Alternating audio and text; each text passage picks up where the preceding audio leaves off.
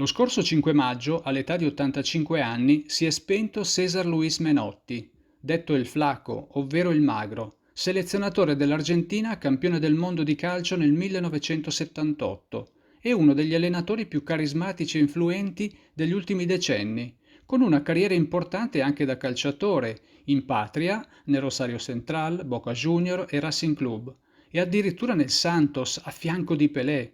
Quello che pochi sanno è che Menotti aveva antenati comaschi da parte di madre. I Menotti, infatti, emigrarono in Argentina e più precisamente a Rosario, lasciando la città di Ancona, la stessa provincia italiana da cui emigrarono a suo tempo gli antenati di Lionel Messi, peraltro sempre a Rosario. Il trisavolo paterno di Messi era di Recanati, il trisavolo materno di San Severino Marche.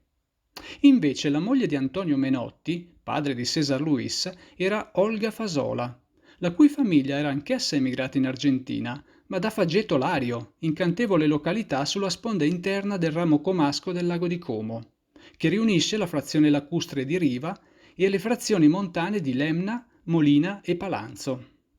In un'intervista concessa a metà degli anni Ottanta alla rivista Guerin Sportivo,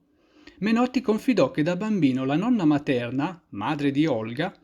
lo teneva spesso sulle sue gambe, raccontando al piccolo César Luis di quando lei da bambina mangiava polenta e saliva nei boschi sopra Faggeto per raccogliere castagne, ammirando da lassù lo splendido lago di Como, non riuscendo a trattenere le lacrime per la nostalgia dei luoghi dove era nata e cresciuta.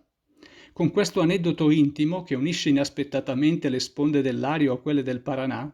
vi diamo appuntamento al prossimo venerdì, amici del Bruco.